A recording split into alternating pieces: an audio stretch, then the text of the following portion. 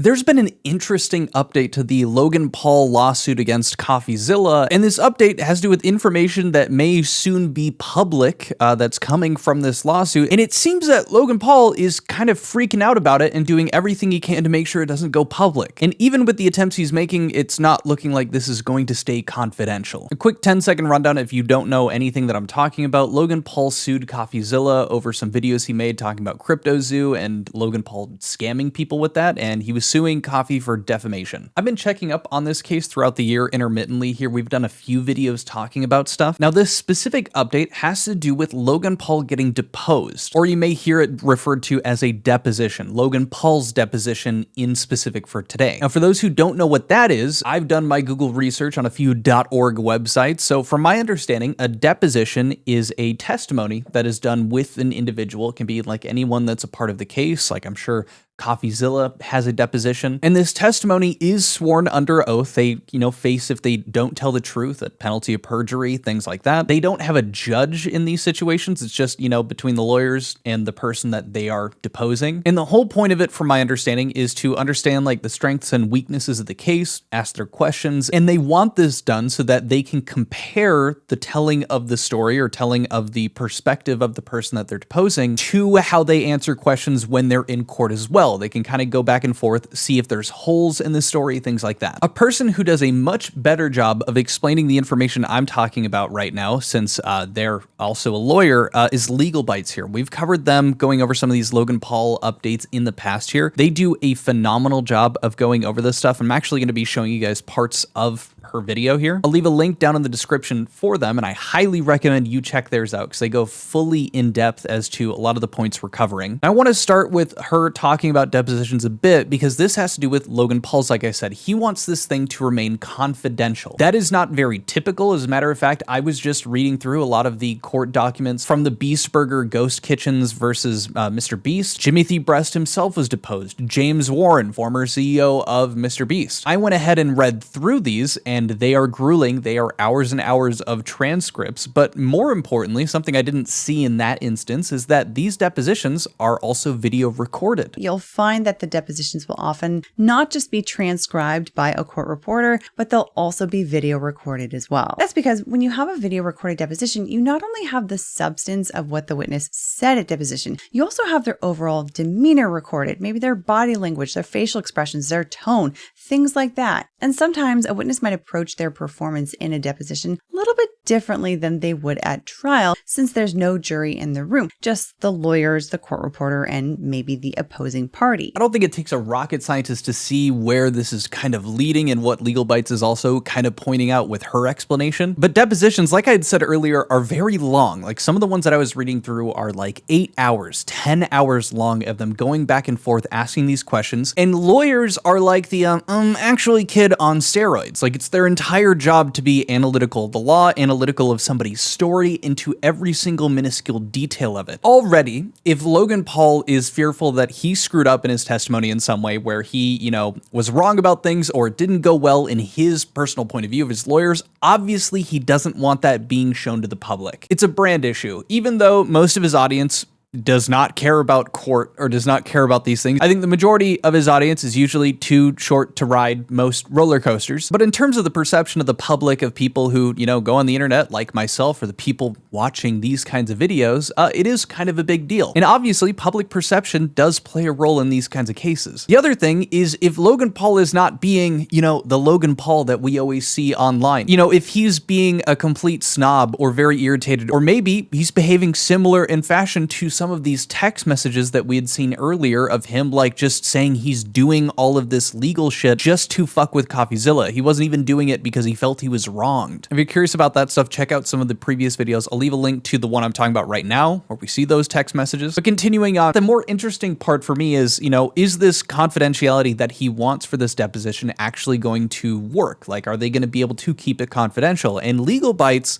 goes through the three main arguments that are made in this, seeking confidentiality document. And from a lawyer's perspective, all of these points are horseshit. Like I said, Legal Bytes does an excellent job of outlining these things in, the very vivid detail of court documentation. If you want to see that, go check out our video. It's fantastic. I will be doing TLDRs of these points, at least when it comes to the first bit of that lawyer verbiage. Logan Paul's first core argument has to do with when he tried to get this confidentiality, thing filed for this deposition, CoffeeZilla and his team immediately went to objecting it and working through that procedure to object against this confidentiality request. Essentially, you guys didn't come talk to me and my team first, and that's bad. His lawyers are claiming that there is procedure in play where they are supposed to mediate this, amongst each other first before they go through these typical procedures, and that's to save the court time. That does make sense. Logan Paul has gone out of his way to waste the court's time already so far, but that's neither here nor there. But Legal Bytes points out the fact that they aren't directly supposed to do what Logan Paul's lawyers are claiming they are. Here's what she points out. Let's look a little bit more closely at what the protective order actually says about this. As you can see, it says, in the event that any party to this litigation disagrees at any stage of these proceedings with the designation of any information as classified information, the parties shall first try to resolve the dispute in good faith on an informal basis, such as by production of redacted copies. If the dispute cannot be resolved, the objecting party may invoke this protective order by objecting in writing to the party who designated the document or information as classified information. So it sounds like Paul is claiming here that CoffeeZilla didn't even try to negotiate redactions on the deposition, and that he and his lawyers just basically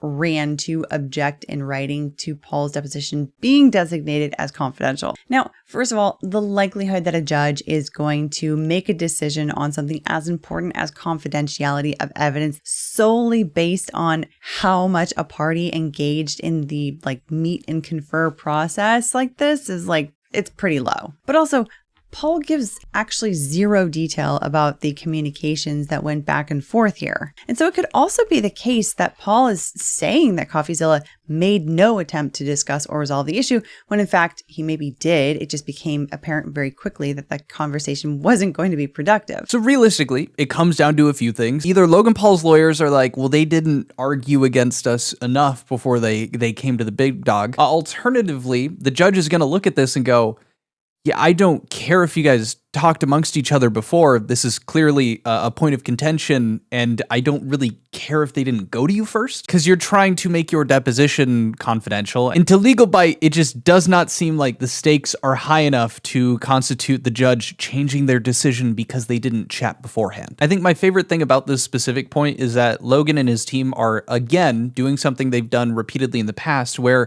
they make an argument and then provide absolutely no defense for that argument. That's been pointed out multiple times over this case, but interestingly as well, apparently when it comes down to, having an issue with something like this, where they're pushing back on CoffeeZilla, objecting to them having this confidential, usually you want to put your best argument first. So from what it seems, this is the best argument that they have, that they didn't chat with us before they went through the standard procedure of objecting against us wanting this to be confidential. That's their Trojan horse to pierce through this objection. So let's move on to the second point. Logan and his team are claiming that CoffeeZilla is going to use this information from this deposition and use it to further things that have nothing to do with the court case going on. But it gets better. He's then also going to tattle on CoffeeZilla over the fact that he has been using the information from this case to help further an investigation that the FBI is doing into Logan Paul, as well as this information also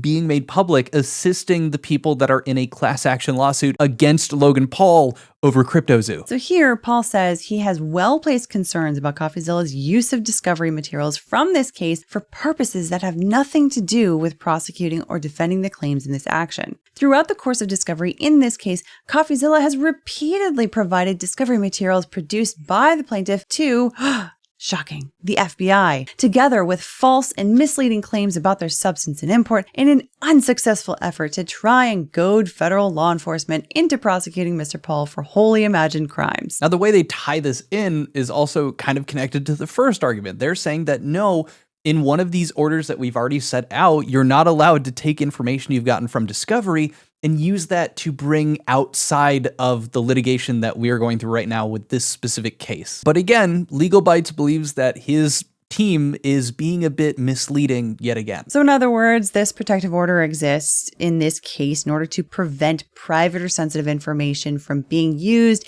in any way other than what's reasonably necessary for this litigation. But note something that it doesn't say. Specifically, it doesn't say that all evidence that's passed between the parties in this case can only be used for purposes of prosecuting and litigating the case. Put it in another way, this protective order does not limit what the parties can do with the evidence that they get from the other side if it's not sensitive, private, or confidential. And in this entire motion, and specifically this argument, Paul never argues that the information in the deposition is in any way sensitive, private, or confidential. So they're whining like, look, this information is only supposed to be used for litigation, except that that's specifically about things that are confidential, private, like stuff that being exposed would also, I would assume, be harmful to that person. Obviously, if you've done something illegal enough to warrant, I don't know, CoffeeZilla reaching out to the FBI to provide information, which is public and not confidential and whatnot, if you've committed a crime,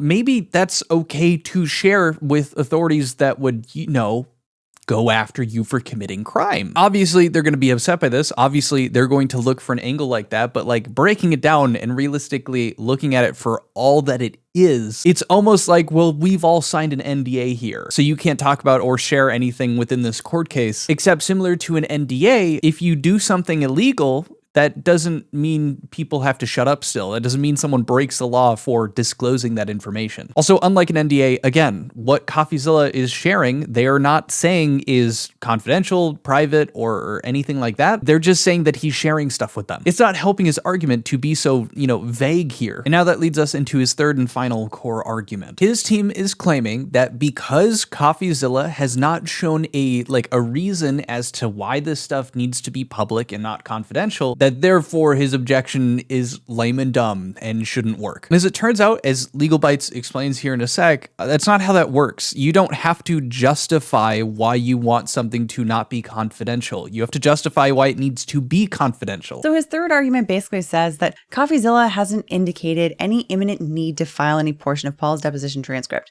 And he says CoffeeZilla also hasn't explained how designating the deposition as confidential otherwise impacts CoffeeZilla's ability to litigate the case. But that's not a reason to mark evidence as confidential. To explain that, let's go back to the protective order again. To be super clear, this protective order, like most protective orders, indicates in multiple places that basically the default is evidence shared in this case is not confidential unless it fits into some very specific circumstances. She shows here, you can see this protective order does not confer blah, blah, blah, blah, blah, and then the protection it affords extends only to the limited information or items that are entitled under the applicable legal principles to be treated as confidential. So no, this doesn't work as okay, well, CoffeeZilla isn't proving why this needs to be public. It's the other way. You have to prove why things need to be confidential. This standard is this shit is all public unless you have a reason, like it's your social security number, things like that. So amongst all of these arguments, none of them are really standing out above the rest. And if anything, they just get worse as they go on, kind of proving Legal Bite's point that the best argument made was the first one. And the argument being, well, they didn't talk to us, so maybe deny this and keep it confidential, which I, like Legal Bites, am really hard-pressed to believe is actually going to help them in any way. Obviously, CoffeeZilla has yet to respond to this, as we've kind of been going over the holidays and whatnot. I'm very curious. I'll check it out. If it's, video worthy, I'll go over it for you guys as well. If that ends up not working in Logan Paul's favor and this goes public, I've now gotten a few reps in of reading through depositions, and thankfully I'll now have a video to go along with it, I believe. And I think very much so, if they're trying to keep this confidential, that there's going to be some interesting tidbits in there. But like I've repeatedly said throughout this video, Legal Bites is a much more in-depth video. It's sitting at 25 minutes. They go into way more detail about each of these arguments, and I highly recommend you check it out. Link down in the description. But if you enjoyed this quick summary, stuck around here, consider subscribing. Really helps out. We're close to the 100,000 mark. If you like this video in particular, you can give it a like, potentially a hype, perchance. But regardless of you doing any of that, just thank you for sticking around to the end. It means a lot. And I'll see you guys in the next video. Adios. Peace. Bye.